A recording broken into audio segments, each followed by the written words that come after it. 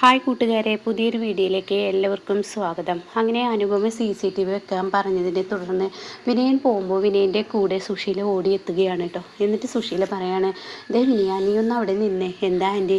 അതെ, നീ CCTV വെക്കണ്ട. എന്താ ആൻറ്റി പറയുന്നത്? നാളെ രാവിലെ ആകുമ്പോഴേക്കും എനിക്ക് വർക്ക് തുടങ്ങണം ആൻറ്റി. അത് പറയാതെ, അങ്ങനെ പറഞ്ഞാൽ ശരിയാവില്ല. നീ CCTV വെക്കണ്ട. അതിന് പകരം ഞാൻ നിനക്ക് 10 ഓർഡറുകൾ പിടിച്ചു തരാം.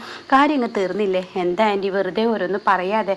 ചുമ്മാ ഓരോന്ന് പറയില്ലേ? ചുമ്മാ അല്ല, ഞാൻ കാര്യത്തിൽ പറഞ്ഞതാണ്. നീ ഇവിടെ CCTV വെക്കണ്ട. അവളെ പണ്ടൊരു CCTV വെച്ച് എന്നെ കെണിയിലാക്കിയതാണ്, അതുപോലെ ഇനിയും ആക്കും. അതുകൊണ്ട് തന്നെ ഇവിടെ CCTVയുടെ ആവശ്യമില്ല. പകരം ഞാൻ നിനക്ക് 10 ഓർഡറുകൾ പിടിച്ചു തന്നാൽ പോരെ? കാര്യങ്ങൾ തീർന്നില്ലേ ദേവിനിയ? നീ നിനക്ക് ഞാൻ പിടിച്ചു തരുമെന്ന് പറഞ്ഞിട്ടുണ്ടെങ്കിൽ തീർച്ചയായും പിടിച്ചു തരും. നീ ഒരു തരത്തിലും നീ പേടിക്കണ്ട. നിനക്കുള്ള കാര്യങ്ങളൊക്കെ ഞാൻ ചെയ്തു തരാം എന്ന് പറയുകയാണ് കേട്ടോ. അങ്ങനെ ഈ സമയം ഈ വാക്കുകൾ അങ്ങനെ കേൾക്കുമ്പോൾ ശരി എന്നും പറഞ്ഞ് അതിന് മറുപടി നൽകി വിനയൻ പോകാൻ നിൽക്കുമ്പോൾ വിനയൻ പറയണ, ആൻറ്റി CCTV ഇത്ര പേടിക്കാനൊന്നുമില്ല. CCTVയുടെയും കണ്ണ് വെട്ടിച്ച് നമുക്ക് പലതും ചെയ്യാം. അത് ഞാൻ പറഞ്ഞു തരാം. അതിനുള്ള ട്രിക്കൊക്കെ എനിക്കുണ്ട്. ആണോ? അതെ ആൻറ്റി, CCTV വെച്ചോട്ടെ, അതായിരിക്കും നല്ലത്. ആൻറ്റിക്ക് ആ ട്രിക്ക് ഉപയോഗിച്ച് പല വഴികളിലൂടെയും ആ CCTVയുടെ കണ്ണ് വെച്ച് പലതും ചെയ്യാമെന്ന് പറയാം കേട്ടോ. അതെ, അനുഭ എന്ന് പറയുന്നവൾ പലതും മനസ്സിൽ കണ്ടാണ് ഇങ്ങനെയൊക്കെ ചെയ്യുന്നത്. അപ്പോൾ അതുകൊണ്ട് തന്നെ ഇപ്പോഴത്തെ സാഹചര്യത്തിൽ വേണ്ട, കുറച്ച് കഴിയട്ടെ. കുറച്ച് കഴിഞ്ഞതിന് ശേഷം CCTV വെക്കാം. അപ്പം ഞാൻ നിന്നെ വിളിക്കാം. അപ്പം നീ പറഞ്ഞു തന്നാൽ മതി ആ ഉപായങ്ങളൊക്കെ. ശരി, ആയിക്കോട്ടെ എന്നും പറഞ്ഞ് താൻ അവിടെ നിന്ന് പോവുകയാണ് കേട്ടോ. എന്നാൽ ഈ സമയം അങ്ങ് CCTV വെക്കാൻ പറഞ്ഞതിനെ തുടർന്ന് സുശീലക്ക് വലിയ ദേഷ്യമാവാണ്. ആഹാ, അവൾ എന്നോടാണോ കളിക്കുന്നത്? എന്നാൽ അവളെ അങ്ങ് വെറുതെ വിടില്ല. ഇതിന് മറുപടിയായി ഞാൻ അവൾക്ക് തിരിച്ചടി കൊടുക്കും. അതിനുള്ള വഴിയൊക്കെ എൻ്റെ അടുത്തുണ്ട് എന്ന് പറഞ്ഞ് ദേഷ്യത്തോടു കൂടി താൻ അങ്ങോട്ടേക്ക് വരികയാണ് കേട്ടോ. എന്നിട്ട് അനുപമയുടെ റൂമിലുള്ള ഡ്രസ്സുകളെല്ലാം വലിച്ചിടുകയാണ്. പിന്നീട് പുറത്ത് മെഷീനിലിടാൻ കൊണ്ടുവച്ചിരിക്കുന്ന ആ ഡ്രസ്സും വലിച്ചിടുകയാണ്. അങ്ങനെ ഒരുപാട് ഡ്രസ്സുകളെല്ലാം വലിച്ചിട്ട് അവിടെ നിന്ന് കൊണ്ടുപോകുമ്പോൾ അനുപമ പറയാണ്, ഇതൊക്കെ എങ്ങോട്ടാണ്? അതെ, ഇതൊക്കെ ഉണ്ട്, കാര്യമുണ്ടെന്ന് കൂട്ടിക്കോ. നീ ചോദ്യവും പറച്ചിലും എന്നോട് വേണ്ട എന്ന് പറയട്ടോ. അപ്പോഴേക്കും അനുപമ പറയണേ, അതെന്താണ് ഇതൊക്കെ? ഇങ്ങേരെ കൊണ്ട് തിരുമ്പി അലക്കിക്കാനുള്ള പരിപാടിയാണോ? അതെ, ഞാൻ എന്ത് ചെയ്യുന്നു എന്ത് ചെയ്യുന്നില്ല എന്നുള്ളത് നീ ഇടപെടണ്ട എന്ന് പറയണ കേട്ടോ. അപ്പോഴേക്കും ശേഖരൻ്റെ അടുത്ത് എത്തുകയാണ്. ഈ ഡ്രസ്സുകളെല്ലാം വലിച്ചു വാരിട്ടെ. എന്നിട്ട് ശേഖരനോട് പറയാം, ദേ, നിങ്ങളിവിടെ ഇങ്ങനെ സുഖിച്ച് കിടന്നു പറഞ്ഞാൽ നിങ്ങൾ ചിന്തിക്കണ്ട. നിങ്ങളെ ഈ വീട്ടിൽ നിന്ന് കെട്ടുകെട്ടിക്കുക എന്നുള്ളത് എൻ്റെ ലക്ഷ്യമാണെങ്കിൽ തീർച്ചയായും ഞാൻ കെട്ടുകെട്ടിച്ചിരിക്കും. അത് ഉറപ്പുള്ള കാര്യമാണ്. അതിൽ യാതൊരു സംശയമില്ല. അതുകൊണ്ട് ഈ കിടക്കുന്ന ഡ്രസ്സുകളെല്ലാം അലക്കണമെന്ന് പറയാം കേട്ടോ. ഇതേ സമയം അനുഭവം പറയാണ്, നിങ്ങൾ എന്തിനാണ് ഈ മനുഷ്യനെ ഇങ്ങനെ ദ്രോഹിക്കുന്നത്? അതെ, നീ നിൻ്റെ അച്ഛനും കൂടിയിട്ടില്ല ഇങ്ങോട്ടേക്ക് കൊണ്ടുവന്നത്. അപ്പോൾ ഞാൻ അങ്ങനെ വെറുതെ വിടാൻ തയ്യാറല്ല. എന്തായാലും ഞാൻ ഇതിന് മറുപടി നൽകും. അതുകൊണ്ട് ഇങ്ങനെ തിരുമ്പട്ടെ. അതെ, ഇയാളുടെ കാര്യത്തിൽ നീ ഇടപെടാൻ നിൽക്കണ്ട. ഇടപെടും തോറും നിനക്കത് പ്രശ്നങ്ങളെ വരത്തുള്ളൂ എന്ന് പറയാൻ കേട്ടോ. ആ സമയം അനുഭവം പറയുന്നത്, ശരി, ഞാൻ ഇടപെടുന്നില്ല, കാര്യങ്ങൾ തീർന്നില്ലേ? പക്ഷേ നിങ്ങളോട് ഒരു കാര്യം പറഞ്ഞേക്കാം. എൻ്റെയോ എൻ്റെ കുഞ്ഞിൻ്റെയോ ഭർത്താവിൻ്റെയോ ഡ്രസ്സ് ഇങ്ങനെ കൊണ്ട് അലക്കിക്കണ്ട.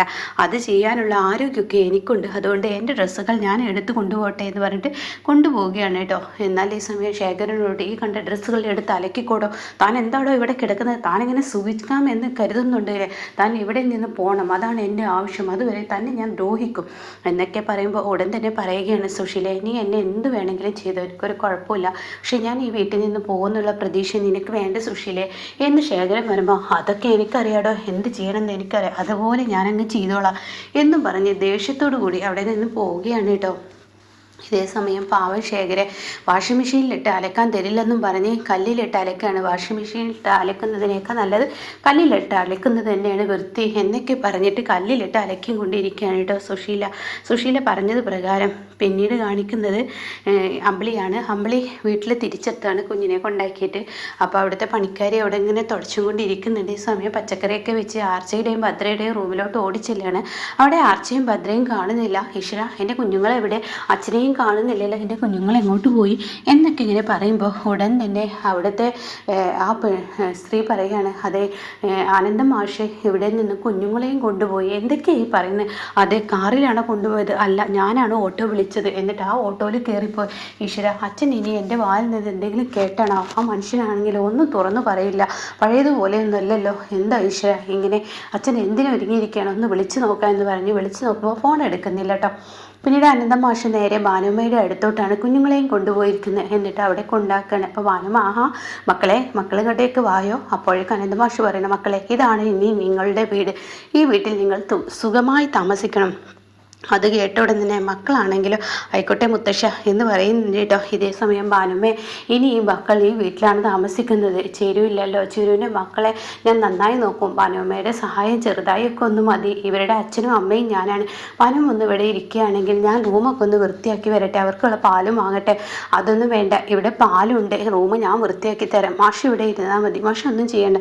ഭാനുമേ, അതൊക്കെ നിങ്ങൾക്കൊരു ബുദ്ധിമുട്ടല്ലേ, അതൊന്നും കുഴപ്പമില്ല, അതൊന്നും വിഷയമാക്കുന്നില്ല, അതൊന്നും സാരമില്ല എന്ന് പറഞ്ഞിട്ട് ഭാനുമ്മ ക്ലീനിങ്ങിന് പോവുകയാണ് കേട്ടോ. ഇതേ സമയം വിനയനെയാണ് കാണിക്കുന്നത്. വിനയൻ ഇങ്ങനെ വരുന്ന വഴിക്ക് സത്യനും ശ്യാമും ഇങ്ങനെ അവിടെ ചായ കുടിച്ചും കൊണ്ടിരിക്കുകയാണ്. ഇതെന്താ നിങ്ങളെന്നെ കണ്ടിട്ട് ഒരു ചായ വേണമെന്ന് പോലും ചോദിക്കാത്ത, അത് പിന്നെ എന്ന് പറഞ്ഞിട്ട് അവരിങ്ങനെ ഇതാക്കുക. ആണെങ്കിൽ വിനയന് വേണമെങ്കിൽ ഞങ്ങൾ മേടിച്ച് തരാമെന്ന് പറഞ്ഞിട്ട് ഒരു ചായയും കൂടി എന്ന് പറയാം കേട്ടോ. ഇതേ സമയം അല്ല വിനയ, നിൻ്റെ കച്ചവടമൊക്കെ എങ്ങനെയുണ്ട്, അതൊന്നും പറയണ്ട, എനിക്ക് കട തുടങ്ങി, CCTVയുടെ ഓർഡർ പിടിക്കാൻ ഞാൻ വേണ്ടി ഇറങ്ങിയതാണ്, പക്ഷെ അത് നടക്കുന്നില്ല, കുറച്ച് ഓർഡറുകൾ എനിക്ക് കിട്ടണം, എങ്കിലാണ് കാര്യങ്ങൾ റെഡിയാവത്തുള്ളൂ. ഓർഡർ കിട്ടിയില്ലെങ്കിൽ വിചാരിച്ചതുപോലെ, അപ്പോൾ ഇതുവരെ ഓർഡർ ഒന്നും കിട്ടിയില്ലേ? ഇല്ല, ഓരോ ഓർഡറുകളും വരും, പക്ഷെ അതൊക്കെ തട്ടുമുട്ടും ഇങ്ങനെ ഒഴിഞ്ഞു പോകും, അതാണ്. അപ്പോഴേക്കും ഷ്യാമു പറയണേ, സത്യ, നമ്മുടെ കടയിൽ ഒരു CCTV വെക്കേണ്ട ആവശ്യമുണ്ടല്ലോ.